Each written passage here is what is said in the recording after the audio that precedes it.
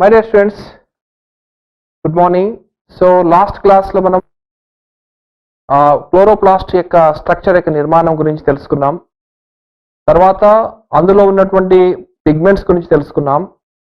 ఆ పిగ్మెంట్స్ అనేవి ఏ విధంగా యాక్టివేట్ అవుతాయి, లైట్ యొక్క ఆధ్వర్యంలో ఏ విధంగా యాక్టివేట్ అవుతాయో చూసాం. అందులో మనకు action spectrum and absorption spectrum గురించి మాట్లాడాము. దట్ ఇస్ శోషణ వర్ణపటము, చర్యా వర్ణపటం గురించి మాట్లాడాం. కానీ ఇప్పుడు అసలైన విషయంలోకి వస్తున్నాం. ఫోటోసింథసిస్ అనగానే రెండు ఫేజ్లో జరుగుతుంది, చర్య, నిష్కాంతి చర్య. నిష్కాంతి చర్యను డార్క్ రియాక్షన్ అనేవాళ్ళు, కానీ అది కరెక్ట్గా కాదు, ఎందుకంటే రాత్రిపూట జరిగేది అన్నట్టుగా ఉంటుంది. కానీ అలా కాదు, కాంతి ప్రమేయం లేకుండా జరిగే చర్య. Light reaction and non light reaction. Light reaction is a light dependent reaction. కాంతి చర్య కాంతి మీద ఆధారపడుతుంది. నిష్కాంతి చర్య కాంతి ప్రమేయము లేకుండా జరుగుతుంది. నిష్కాంతి చర్య జరిగే ప్రాంతం ఆవర్ణిక ప్రాంతం. కాంతి చర్య జరిగే ప్రాంతము థైలకాయిడ్ మెంబ్రెన్స్ ప్రాంతం. ఆ థైలకాయిడ్ మెంబ్రెన్స్ అనేవి రెండు రకాలుగా ఉన్నాయి. గ్రానా థైలకాయిడ్స్, గుంపులు గుంపులుగా ఒకదానిపై అమర్చబడినటువంటి నిర్మాణాలు ఉన్నాయి కదా, అక్కడ మీరు కనిపిస్తున్నాయి. ఆ కనిపించిన విషయాలు చూస్తే మీకు అర్థమవుతుంది. గ్రానా thylakoids, stroma thylakoids. గ్రానా, stroma thylakoids యొక్క కోఆర్డినేషన్తో కాంతి చర్య జరుగుతుంది. ఓకే, కాంతి చర్య కాంతి సమక్షంలో జరుగుతుంది, దానివల్ల శక్తి ఉత్పన్నమవుతుంది. Let us discuss one by one. What is light reaction? Light reaction అంటే ఏంటి? కాంతి చర్య అంటే దీనికి కావలసినటువంటి ఎనర్జీ ఎక్కడి నుంచి వస్తుందంటే సన్ లైట్ నుంచి వస్తుంది. సన్ లైట్ నుంచి చాలా ఎనర్జీ వస్తుంది, కానీ అందులో ఉపయోగించుకునే శాతం ఎంత? 1 to 2% of light only. So the light reaction is nothing but is a photochemical phase. It is a photochemical phase. The light absorption. So light absorption జరుగుతుంది, ఇక్కడ లైట్ అబ్జార్ప్షన్ జరుగుతుంది. అంతేకాకుండా వాటర్ స్ప్లిట్టింగ్ జరుగుతుంది, వాటర్ మాలిక్యూల్ యొక్క split జరుగుతుంది, దానివల్ల oxygen వెలువడుతుంది. తర్వాత ఈ చర్య జరిగినప్పుడు హై ఎనర్జీ ఫార్మేషన్ జరుగుతుంది. హై ఎనర్జీ ఫార్మేషన్ అనేటువంటిది ఏటీపీ, NADPH2. అంటే ఏటీపీ అనేటువంటిది ఒక శక్తి అణువు, అడినోజిన్ ట్రైఫాస్ఫేట్. ఈ అడినోజిన్ ట్రైఫాస్ఫేట్ అనేటువంటిది ఫాస్ఫారిలేషన్ ద్వారా జరుగుతుంది. ఫాస్ఫారిలేషన్ అనేటువంటిది ఎలా జరుగుతుంది అంటే, స్ట్రోమాలో ఉన్నటువంటి అడినోజిన్ డైఫాస్ఫేట్ ఇనార్గానిక్ ఫాస్ఫేట్ కలవడానికి కొంత శక్తి అవసరం. 7.6 కిలో క్యాలరీస్ ఎనర్జీ అవసరం. ఆ ఎనర్జీ అందినప్పుడు ఆటోమేటిక్గా ADP ఇనార్గానిక్ ఫాస్ఫేట్ ATPగా మారుతుంది. దాన్ని ఫాస్ఫారిలేషన్ అంటారు. మీకు ఇక్కడ రాస్తున్నా చూడండి, ADP plus inorganic phosphate gives rise to ATP in the presence of light. In the presence of light లోపల ATP ఫార్మేషన్ జరిగిందంటే దాన్ని ఏమని పిలుస్తామంటే కాంతి ఫాస్ఫారిలేషన్ అంటారు. కాంతి ఫాస్ఫారిలేషన్ ఇంగ్లీష్లో ఏమంటాం? ఫోటో ఫాస్ఫారిలేషన్ అంటాం. In the presence of light, adenosine diphosphate combines with inorganic phosphate the formation of ATP. Okay, బానే ఉంది. కానీ ఇంకొకసారి కూడా ఏటీపీ ఏర్పడవచ్చు, అప్పుడప్పుడు ఏర్పడవచ్చు. In the presence of oxygen. ఒకవేళ చూడండి, ఒకవేళ ఆక్సిజన్తో మన సమక్షంలో జరిగితే, ఇదే రియాక్షన్ ఆక్సిజన్ సమక్షంలో జరిగితే దాన్ని ఆక్సిడేటివ్ ఫాస్ఫారిలేషన్ అంటారు. ఏడీపీ ఇనార్గానిక్ ఫాస్ఫేట్ కలవడానికి ఆక్సిజన్ అవసరం అవుతుంది, ఆక్సిజన్ సమక్షంలో అవసరం అవుతుంది, దానివల్ల ఏటీపీ ఏర్పడుతుంది. దాన్ని ఆక్సిడేటివ్ ఫాస్ఫారిలేషన్ అంటారు. Oxidative phosphorylation takes place in the mitochondria and light phosphorylation, photophosphorylation takes place in the chloroplast. Okay, so kabatti high energy formation lopata ATP, tarvata some of the coenzymes are there. That is the coenzyme saha enzymes antaru vatni. Saha enzymes సంబంధించినటువంటి అంశాలు ఉన్నాయి ఇక్కడ. NAD, nicotinamide adenine dinucleotide phosphate. Nicotinamide adenine dinucleotide phosphate అనేటువంటిది ఇక్కడ energy particle గా పనిచేస్తుంది. ఈ energy particle నుంచి కూడా కొంత ఎనర్జీ ఏటీపీగా కన్వర్షన్ అవుతుంది. కాబట్టి So these two molecules are involved in the non-light reaction. అంటే కర్బన స్థాపన కొరకు ఉపయోగపడే ఎనర్జీ అది. Okay, so let us discuss light reaction లోకి వద్దాం. అయితే ఇక్కడ మనం ఇందాక చెప్పుకున్న ప్రకారంగా పరిశీలిస్తే పిగ్మెంట్స్ అనేవి ఉన్నాయి. ఇక్కడ చాలా పిగ్మెంట్స్ ఉన్నాయి. Chlorophyll A, chlorophyll B, carotene, xanthophylls ఉన్నాయి. ఈ పిగ్మెంట్ కాంప్లెక్సెస్ గా ఉంటాయని చెప్పాను నేను. పిగ్మెంట్ ఒంటరిగా ఉండవు, గుంపులు గుంపులుగా ఉంటాయని తెలుసుకోవడం జరిగింది. ఆ గుంపులు ఏ విధంగా ఉంటాయో మీకు ఇక్కడ చూపిస్తా చూడండి. ఫర్ ఎగ్జాంపుల్ ఇది ఒక గుంపు అనుకుందాం. ఇలా చాలా మాలిక్యూల్స్ ఉన్నాయి. ఈ మాలిక్యూల్స్ లోపల సెంటర్ లో ఉన్నటువంటి మాలిక్యూల్ చాలా ప్రధానమైనది, అది క్లోరోఫిల్ ఏ. ఇది మాడిఫైడ్ క్లోరోఫిల్ ఏ, మార్పు చెందిన క్లోరోఫిల్ ఏ మధ్యలో ఉంటుంది. దాని చుట్టూ ఏమేమి ఉంటాయి? మామూలు chlorophyll A, B, carotene, xanthophylls ఉంటాయి. అంటే దాని చుట్టూ మామూలుగా ఉన్నటువంటి క్లోరోఫిల్ ఏలు, బీలు, కెరోటిన్, జాంతోఫిల్స్ దాని చుట్టూ గుంపుగా ఉంటాయి. దీని ఏమని పిలుస్తామంటే పిగ్మెంట్ కాంప్లెక్సెస్ అంటారు. The pigment complexes are present on the thylakoid membranes. ఆ మెంబ్రేన్స్, థైలాకాయిడ్ మెంబ్రేన్స్ లోపల ఇక్కడ కనిపిస్తాయి. ఇక్కడ డాట్స్ వేస్తున్నా చూడండి. ఈ డాట్స్ లాగా ఉంటాయి అన్నమాట. ఇవన్నీ ఇక్కడ కూడా ఉంటాయి. సో ఈ డాట్స్ గా ఉన్నటువంటి ఈ ప్రాంతం లోపల ఇక్కడ చూడండి, ఇక్కడ వేస్తున్నా, ఇది చూడండి, ఈ డాట్స్ ఇవి అనుకుందాం. ఈ డాట్స్ ఇక్కడ ఉన్నాయి. ఇవన్నీ డాట్స్, ఈ డాట్సే ఇది.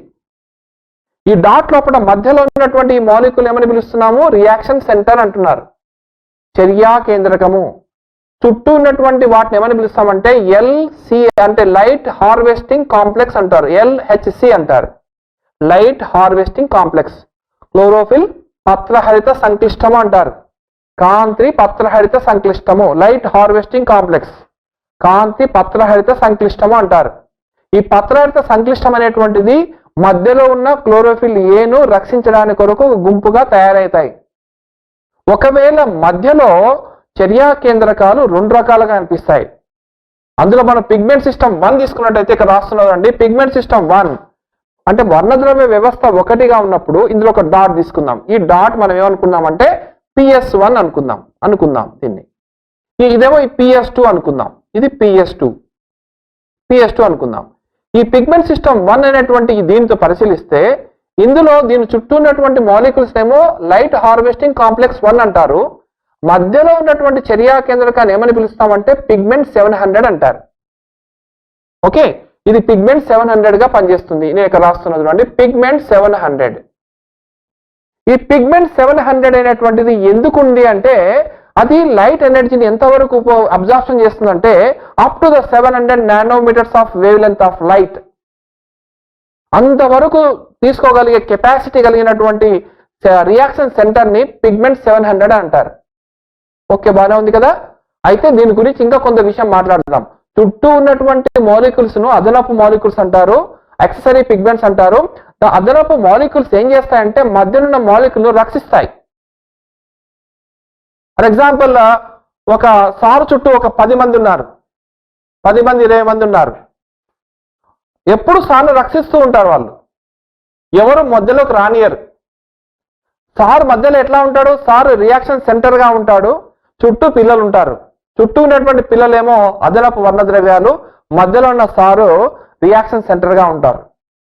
ఏదైనా నోటీస్ ఏదైనా తీసుకొని వచ్చారనుకోండి, ఎవరు ఆఫీస్ నుంచి నోటీస్ తీసుకొచ్చారనుకోండి, ఏమవుతుంది?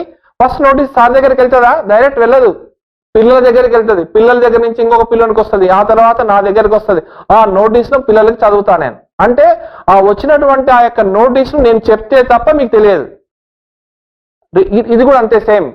మధ్యలో ఉన్న క్లోరోఫిల్ ఏ అనేటువంటిది సున్నితంగా ఉన్నప్పటికీ, చాలా ఎనర్జెటిక్ గా ఉన్నప్పటికీ, అది ఎనర్జీని ఎక్కడ తీసుకొని వస్తుంది? చుట్టుపక్కలటువంటి అణువుల ద్వారా స్వీకరించిన తరువాత అది యాక్టివేట్ అవుతుంది. సో అట్లా యాక్టివేట్ అయ్యేటువంటి ఆ యొక్క అణువుని ఏమంటారంటే చర్యా కేంద్రకం అంటారు, రియాక్షన్ సెంటర్, ఆర్సి అని పిలుస్తారు. PS1 లో ఆర్సి ఏమవుతుందమ్మా? పిగ్మెంట్ 700 ఉంటుంది. అందులో ఇంకా కొన్ని విషయాలు చెప్పుకుందాం. చూడండి, ఇక్కడ లైట్ హార్వెస్టింగ్ కాంప్లెక్స్ లోపల 1 అనేటువంటిది PS1 లో ఉంటుంది. రియాక్షన్ సెంటర్ ఏముంటుంది? P700 ఉంటుంది. అందులో ఎక్కువగా కెరోటిన్స్ ఉంటాయి, జాంతోఫిల్స్ తక్కువ ఉంటాయి.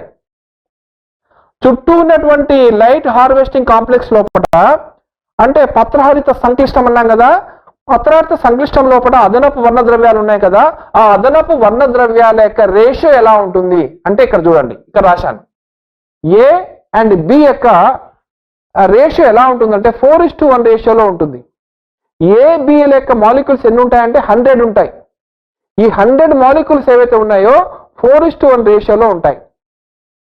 తర్వాత PS1 అనేటువంటి వర్ణద్రవ్య కాంప్లెక్స్ అనేది ఎక్కడ ఉంటుందంటే నాన్ అప్రెస్డ్ పార్ట్ లో ఉంటుంది. నాన్ అప్రెస్డ్ పార్ట్ అంటే ఇక్కడ చూపిస్తా చూడండి, ఇది నాన్ అప్రెస్డ్ పార్ట్, ఈ కొన భాగం నాన్ అప్రెస్డ్ పార్ట్, ఇది అప్రెస్డ్ పార్ట్, ఇదేమో non oppressed part. Okay, so non oppressed part లోపల PS1 ఉంటుంది. అప్రెస్డ్ పార్ట్ లోపల ఏముంటుంది, పిగ్మెంట్ సిస్టమ్ 2 ఉంటుంది. పిగ్మెంట్ సిస్టమ్ 2 ఉంటుంది. Let us see that another one, pigment system 2. వర్ణద్రవ్య వ్యవస్థ 2. వర్ణద్రవ్య వ్యవస్థలో కూడా 2 భాగాలు ఉన్నాయి. 2 భాగాల లోపల మధ్యలో ఉన్నటువంటి దాన్ని మనం చర్యా కేంద్రకం అంటారు, చుట్టూ ఉన్నటువంటి వాటిని లైట్ హార్వెస్టింగ్ కాంప్లెక్స్ అంటారు. దీన్ని ఏమని పిలవాలి, లైట్ హార్వెస్టింగ్ కాంప్లెక్స్ 2. మధ్యలో ఉన్న దాన్ని ఏమని పిలవాలమ్మా, ఒకవేళ ఇక్కడ మనకు ఇలా వేసినట్టయితే, ఇక్కడ వేస్తున్నా చూడండి, ఇక్కడ ఫర్ ఎగ్జాంపుల్ ఇక్కడ వేసాము, ఇందులో మధ్యలో ఉన్నటువంటి పిగ్మెంట్ సిస్టమ్ 680 అన్నాను నేను, చుట్టూ మాలిక్యూల్స్ ఉన్నాయి అంటే దీన్ని వెంబటం PS2 అని పిలుస్తున్నాం. అంటే PS2లో మాలిక్యూల్స్ మధ్యలో ఉన్నటువంటి ఈ మాలిక్యూల్ ఏదైతే ఉందో దీన్ని పిగ్మెంట్ 700 అని పిలుస్తున్నాము. అంటే అర్థం ఏమిటంటే ఆ వేవ్ లెంత్ ఆఫ్ లైట్ ఎంత వరకు గ్రహిస్తుంది అంటే 680 nanometres of wave length of light వరకు గ్రహిస్తుంది. బిలో 680 వరకు అంటే అప్ టు 680 వరకు గ్రహించగలిగే కెపాసిటీ కలిగినటువంటి మాలిక్యూల్ ని పిగ్మెంట్ 680 అంటారు. అబౌవ్ 680 నుంచి 700 వరకు గ్రహించే మాలిక్యూల్ ఏమంటారు అంటే పిగ్మెంట్ 700 అని పిలుస్తారు. So there are 2 pigment systems are there.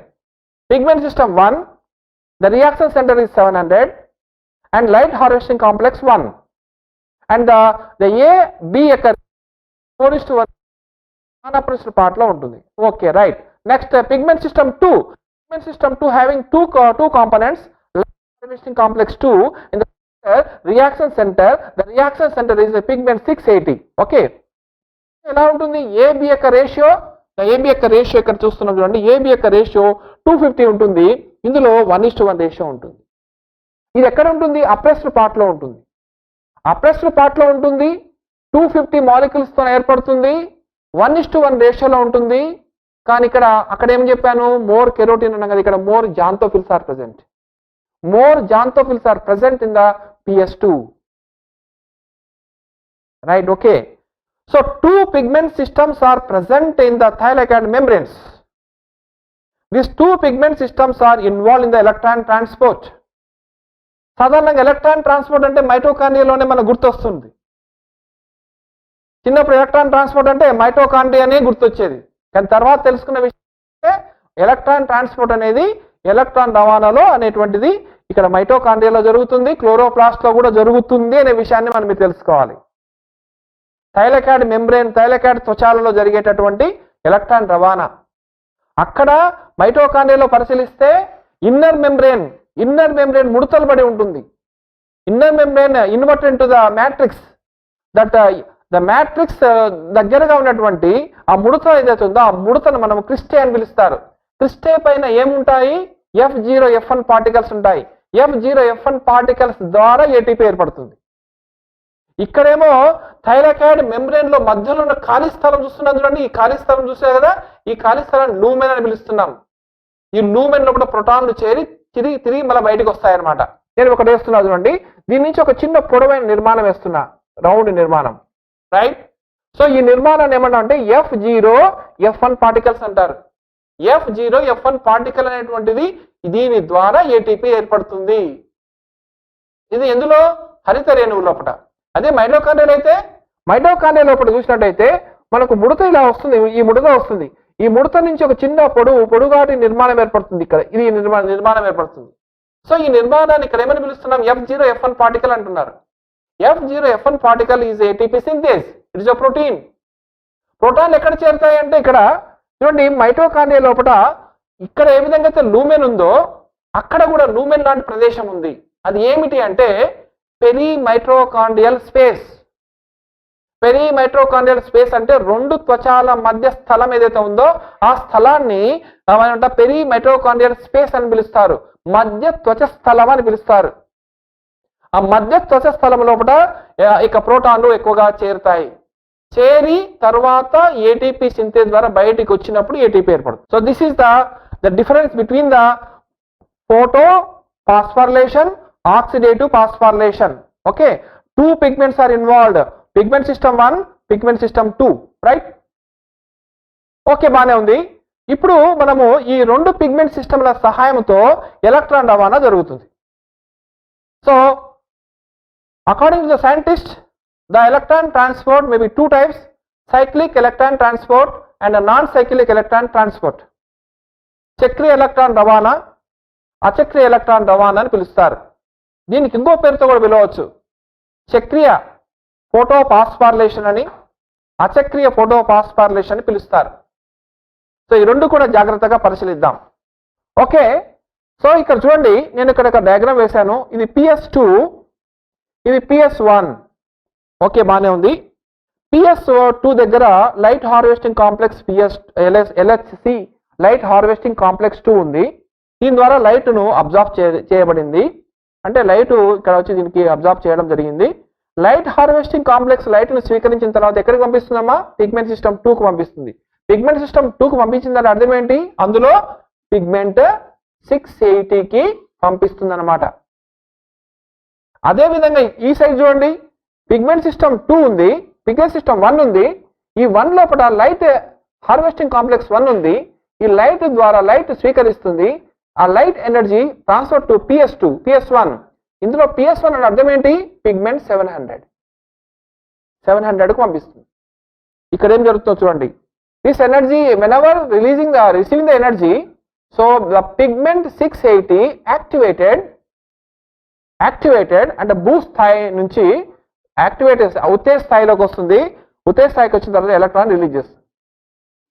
ఈ ఎలక్ట్రాన్స్ ఏమైతాయంటే రకరకాల ఎలక్ట్రాన్ వాహకాల ద్వారా ప్రయాణించి మళ్ళీ చివరికి ఎక్కడికి వస్తుంది? PS1కు వస్తుంది. అదేవిధంగా PS1 నుంచి ఎలక్ట్రాన్ ఇక్కడికి వచ్చిన తర్వాత ఈ PS1 కూడా సేమ్ యాజ్ ఇట్ ఈస్ గా ఎక్సైటెడ్ అయ్యి పిగ్మెంట్ స్టార్ గా తయారై ఆ తర్వాత ఎలక్ట్రాన్ రిలీజ్ చేసినప్పుడు, ఎలక్ట్రాన్ రిలీజ్ అయిన తర్వాత అన్నోన్ కాంపౌండ్ ద్వారా PNR ఎంజైమ్ ద్వారా, ఇక్కడ చూడండి ముఖ్యంగా గమనించినట్టయితే ప్లాస్టోక్వినోన్, ఓకే, సో పెరిడాక్సిన్, ఇవన్నీ ఎలక్ట్రాన్ రవాణాకు తోడ్పడేటువంటి పదార్థాలు. పెరిడాక్సిన్ అనేటువంటి పదార్థం ఇక్కడ ఉంటుంది, FD అంటారు దీన్ని, పెరిడాక్సిన్ ఉంటుంది. ఈ FD ద్వారా ఇక్కడ చేరి FNR ఎంజైమ్ సహాయం చేత NADPH2 ఆవర్ణిక వైపు ఏర్పడుతుంది. ఇక్కడైతే ఎలక్ట్రాన్ రవాణా ద్వారా ఇక్కడ ఏమవుతుందంటే ఎలక్ట్రాన్ రవాణా ADP ఇనార్గానిక్ ఫాస్ఫేట్ కలిసి ATPగా మారుతుంది లూమెన్ లోపల. So this is the non cyclic electron transport. దాని గురించి డీటెయిల్ గా మనం మాట్లాడబోతున్నాం. ఎలక్ట్రాన్ ట్రాన్స్పోర్ట్ లోపల there are two types of electron system, cyclic electron transport and non-cyclic electron transport, cyclic photophosphorylation, non-cyclic.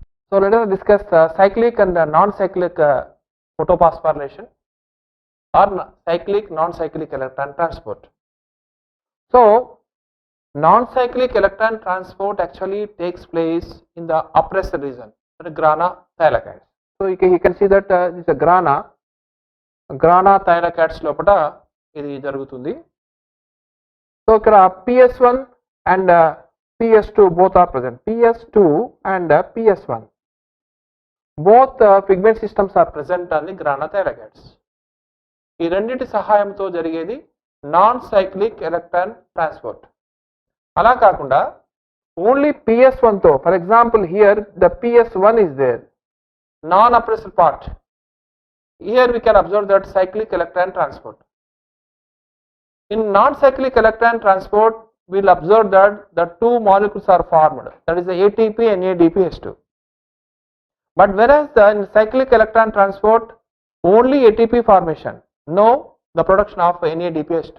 Because the enzyme is absent, FNR enzyme is absent. This FNR enzyme is absent in the PS1. But at the time of PS1 PS2 combination, the FNR enzyme is present in the grana thylakoids. So grana thylakoids, whenever two pigment systems are involved, the production of ATP and production of NADPH2.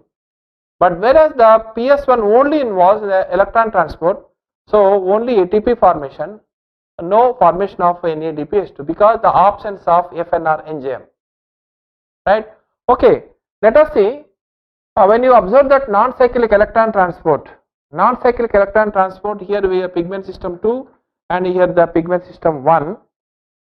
Both the pigments are received the sunlight. Let us see here the light is there. Here also light is there. Absorb the light. First of all, the light absorbed by the light harvesting complex. పత్రహరిత సంక్లిష్టం అనేది ఏదైతే ఉందో antenna పత్రహరిత సంక్లిష్టం అంటారు.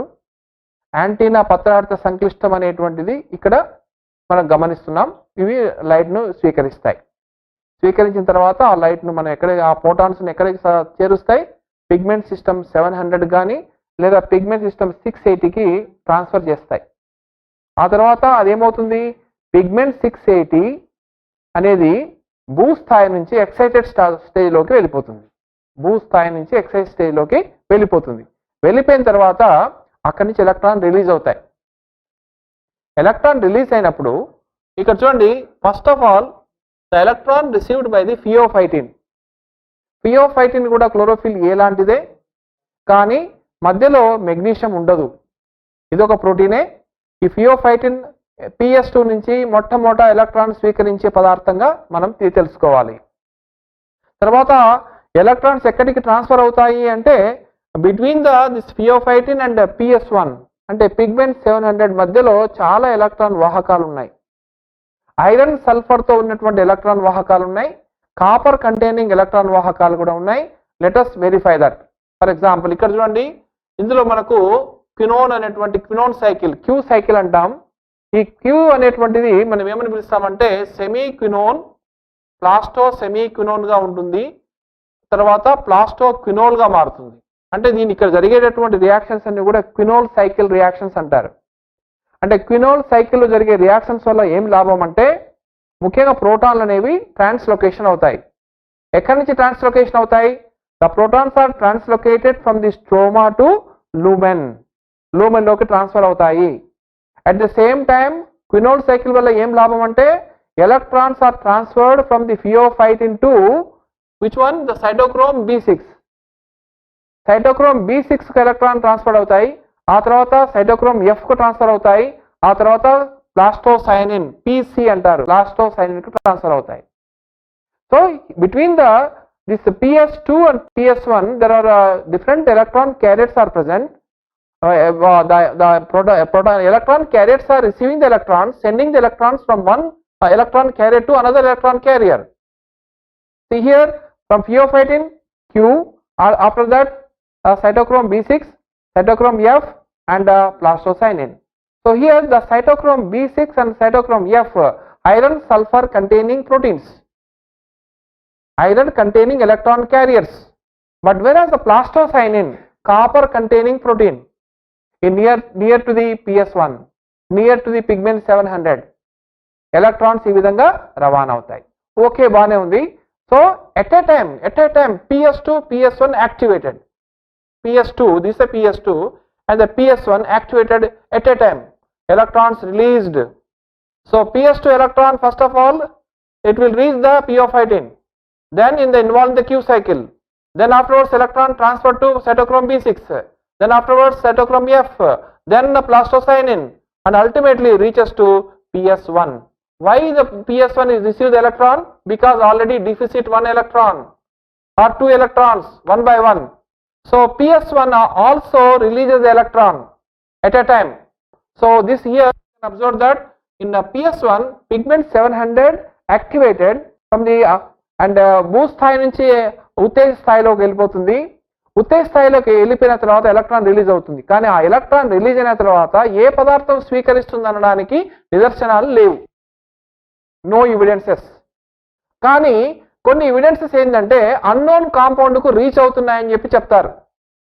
Unknown compounds ఏవంటే ఇక్కడ చూడండి, A0. So A0 ఏమని పిలుస్తామంటే already modified chlorophyll A. ఇది modified chlorophyll A అనేటువంటిది ఇక్కడ ఉంది అని చెప్పి చెప్తున్నారు. తర్వాత A1 దీన్ని ఫిల్లోక్వినోన్ అంటారు. A1 is a phylloquinone.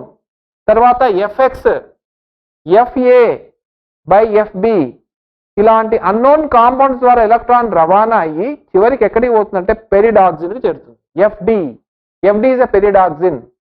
ఈ పెరిడాక్సిన్ దగ్గర ఒక ఎంజైమ్ ఉంది. అది ఎటువైపు ఉందంటే ఆవర్ణిక వైపు ఉంది, స్ట్రోమా వైపు ఉంది. ఆ స్ట్రోమా వైపు ఉన్నటువంటి ఆ ఎంజైమ్ ఏంటంటే FNR ఎంజైమ్ అంటారు. FNR ఎంజైమ్ అంటే అర్థం ఏమిటంటే పెరిడాక్సిన్ NADP ఆక్సిడో రిడక్టేజ్ అనేటువంటి ఎంజైమ్ ఉంది. ఈ ఎంజైమ్ వల్ల ఏమవుతుందంటే ఇక్కడ FD యొక్క సహాయంతో FD తీసుకున్నటువంటి ఎలక్ట్రాన్స్ అనేవి దేనికి సప్లై చేయబడతాయి? NADPకి సప్లై చేయబడతాయి. NADP అక్కడ ఏం జరుగుతుందంటే ఆవర్ణికలో ఉన్న ప్రోటాన్ల సహాయంతో అబ్జార్ప్షన్ అయ్యి అవి ఏమవుతుందంటే ఆ ప్రోటాన్లు ఈ ఎలక్ట్రాన్ రెండు కలిసి NADPH2గా మారుతుంది. రిడ్యూస్డ్ నియామేట్ dinucleotide phosphate is formed with help of PS1. Right? Okay. So let us see here. PS2 నుంచి ఎలక్ట్రాన్స్ ఈ విధంగా రవాణా అయి Q సైకిల్ ద్వారా cytochrome B6, cytochrome F, plastocyanin ultimately reaches to PS1, that is the pigment 700. And ఇక్కడ ఉన్నటువంటి electron ఎట్లా transfer అయింది? ఈ పిగ్మెంట్ 700 నుంచి ఎలక్ట్రాన్ ఎక్సైటెడ్ స్టేజ్ లోకి వెళ్ళి ఆ తర్వాత ఎలక్ట్రాన్ రిలీజ్ అయినాయి. అన్నోన్ కాంపౌండ్ ద్వారా అది ట్రాన్స్ఫర్ అయినాయి. A0, A1, FX, FA by FB ఆ తర్వాత ultimately reaches the pyridoxine. Pyridoxine దగ్గర FNR ఎంజైమ్ యొక్క సహాయంతోన NADPH2 ఏర్పడింది. ఓకే, బాగానే ఉంది. ఇక్కడ ఎలక్ట్రాన్ డిఫిసిట్ అయిన కావడం వల్ల PS2 సప్లై చేయబడింది. సో PS2 దగ్గర ఎలక్ట్రాన్ డిఫిసిట్ ఏర్పడింది. ఆ డిఫిసిట్ ఎవరు ఫుల్ఫిల్ చేశారు? PS2 ఫుల్ఫిల్ చేసింది. మరి PS2కి ఎవరు ఫుల్ఫిల్ చేయాలి? PS2కి ఎవరు ఫుల్ఫిల్ చేయాలి అన్నప్పుడు ఇక్కడ ఒక చిన్న క్వశ్చన్ మార్క్ ఏర్పడుతుంది. అప్పుడు ఏమవుతుందంటే ఇక్కడ చూడండి, PS2 దగ్గర లూమెన్ సైడ్ ఒక ఆక్సిజన్ నిర్గమన సంక్లిష్టం అని ఉందండి. ఆక్సిజన్ నిర్గమన సంక్లిష్టం, ఆక్సిజన్ ఎవల్యూషన్ కాంప్లెక్స్ అంటారు దీన్ని. ఈ ఆక్సిజన్ ఎవల్యూషన్ కాంప్లెక్స్ ఏదైతే ఉందో oxygen evolution complex, here what will happen, water molecule ఇక్కడ డిప్లీషన్ అవుతుంది. వాటర్ మాలిక్యూల్ డిప్లీషన్ కావడానికి మనం చూస్తూ ఉన్నాం కాల్షియం, మ్యాంగనీస్. ఓకే, సో ఇలాంటి కొన్ని మూలకాల యొక్క సహాయంతోన ఇక్కడ ఏదవుతుందంటే మామూలుగా వాటర్ మాలిక్యూల్ డిప్లీట్ అవుతుంది, ఫోటోలైసిస్ అవుతుంది. Okay, these are some important molecules. So these molecules are atoms are involved in the splitting of water. Oxygen evolution complex దగ్గర ఏం జరుగుతుందంటే వాటర్ మాలిక్యూల్ డిప్లీట్ అవుతుంది. ఎలా? H2O gives rise to yes, you can see that 2 electron minus ion, 2H plus ion plus of O2 గా ఏర్పడుతుంది. So here which electrons are released from the water molecule, that will be reaches to PS1, ultimately reaches to P680. అంటే electron deficit అయినటువంటి PS2 దగ్గర electron supply చేసేటువంటి పదార్థం ఏదంటే oxygen, water molecule. Water molecule నుంచి depletion అయినటువంటి పదార్థాలు ఏవైతున్నాయో electrons, protons and oxygen atom. So రెండు వాటర్ మాలిక్యూల్ల సహాయంతోన O2 ఏర్పడుతుంది. సో PS2 దగ్గర ఆక్సిజన్ వెలువడుతుంది అనే విషయాన్ని మనం తెలుసుకోవాలి.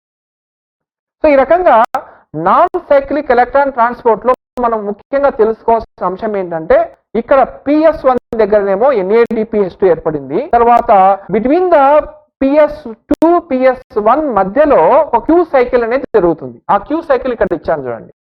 Q సైకిల్ ఏం జరుగుతుందంటే మొట్టమొదట పార్షియలీ రిడ్యూస్డ్ కాంపౌండ్ అయినటువంటి ప్లాస్టోసెమిక్వినోన్ అనేటువంటిది ఎలక్ట్రాన్ స్వీకరించి ఆ తర్వాత ఆవర్ణికలో నుంచి 2 ప్రోటాన్లు స్వీకరించడం చేత అప్పుడు ఏమవుతుందంటే PQH2 గా మారుతుంది. దీన్ని ఏమని పిలుస్తామంటే ప్లాస్టోక్వినోల్ అంటారు. So plastosemiquinone is converting into ప్లాస్టోక్వినోల్.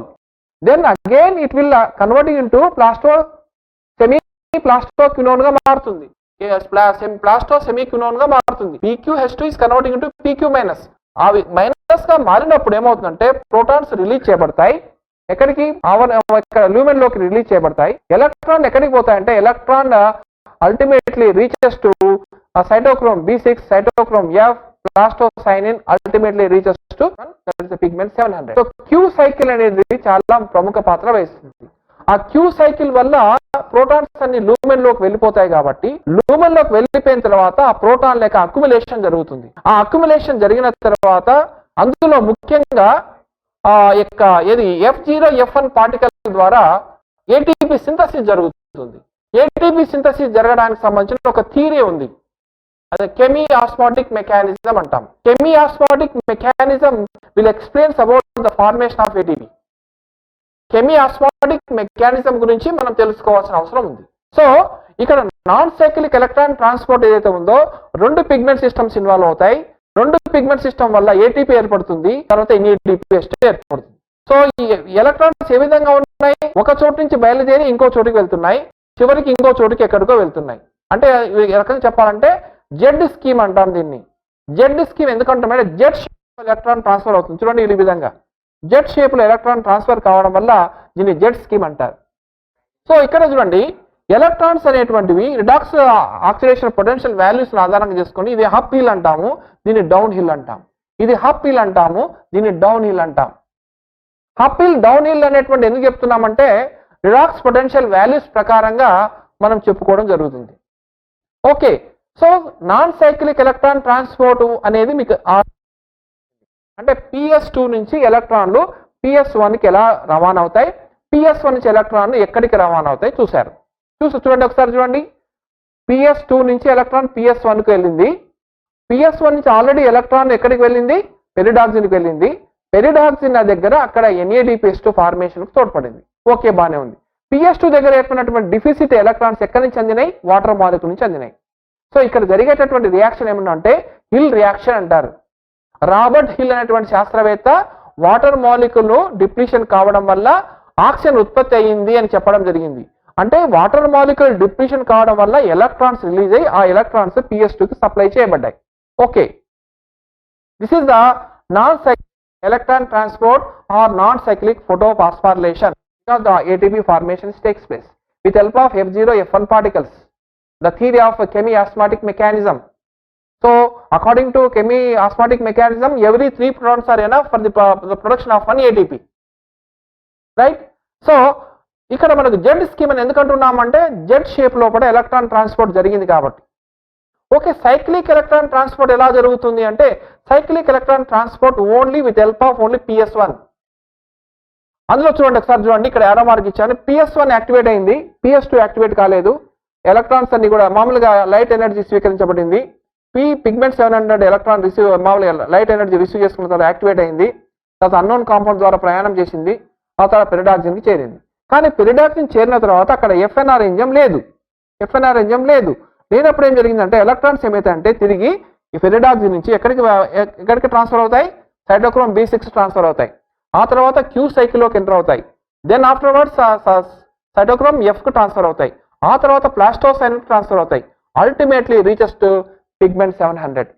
అంటే ఎలక్ట్రాన్లు ఎక్కడి నుంచి అయితే బయలుదేరాయో తిరిగి అక్కడికే చేరుతాయి. అక్కడికే చేరడం అనేది జరుగుతుంది. సైక్లిక్ ఎలక్ట్రాన్ ట్రాన్స్పోర్ట్ అంటారు. దీనివల్ల ఏటీపీ మాత్రమే ఏర్పడుతుంది కానీ NADPH2 ఏర్పడదు. ఎందుకు ఏర్పడదు అంటే స్ట్రోమా థైలాకాట్స్ లోపల FNR ఎంజైమ్ ఉండదు. Cyclic electron transport takes place in the stroma lamella only, and the non-cyclic electron transport commonly present in the grana lamella. PS1, PS2 present in the grana lamella. So the PS1, PS2 involved in the non-cyclic electron transport. The production of energy is ATP and NADPH2. Cyclic electron transport only presents in the presence of or in the participation of the pigment system 1. And the production of ATP only, no production of NADPH2. కాబట్టి ఇది ఒక difference ఇది. So this is the non-cyclic